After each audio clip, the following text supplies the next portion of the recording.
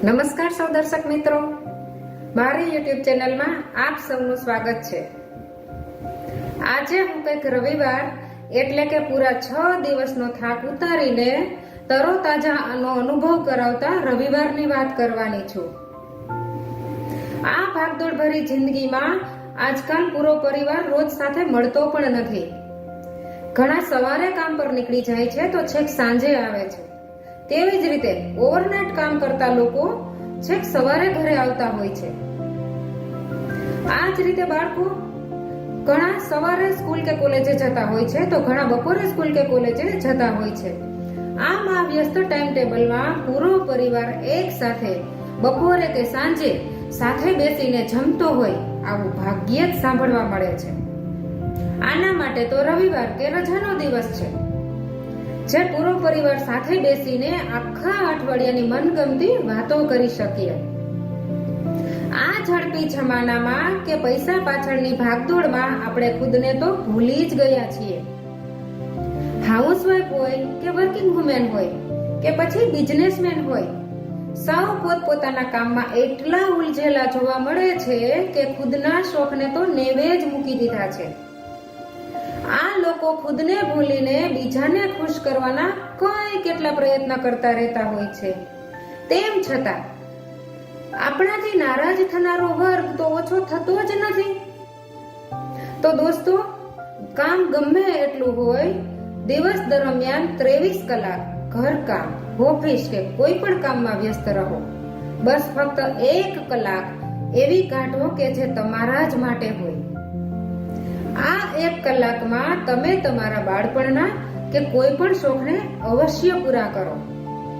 હા, ઘણાને આટલો પણ સમય નથી મળતો હોતો, તો આ લોકો રજાનો દિવસ પસંદ કરે। આ રજાના દિવસે એવું નક્કી કરો કે હું મારી મનગમતી જ પ્રવૃત્તિ કરીશ। દોસ્તો, આ ભાગદોડ ભરી જિંદગીમાં કાલ કરતા ક્યારે છેલ્લો દિવસ આવી જશે ને ખબર પણ નહીં પડે। તો દોસ્તો, આપણને ગમતું કાર્ય કરવામાં થોડા ટાઈમનું મેનેજમેન્ટ કરી લઈએ। દોસ્તો, આપણે આ રજાના દિવસે દુનિયાને પણ ભૂલી જઈએ અને લાગી જ જાવ તમને તમારા ગમતા કાર્યો કરવા માટે।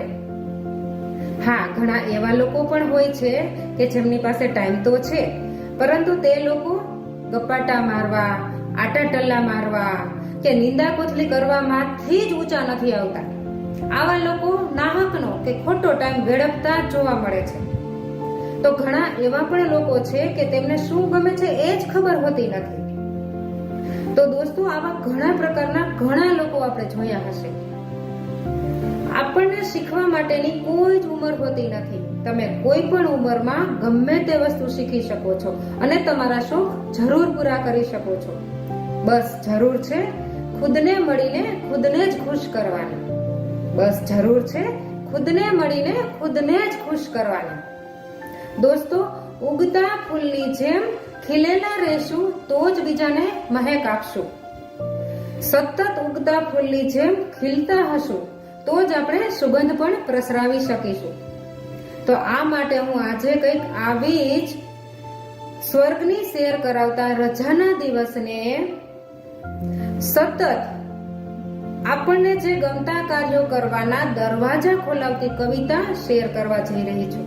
તો સૌ ધ્યાનથી સાંભળજો, તેમજ આખી કવિતાના શબ્દોને સાંભળીને અનુભવીને તમે તમારા વિચારો મને જરૂર કોમેન્ટ બોક્સમાં રજૂ કરો।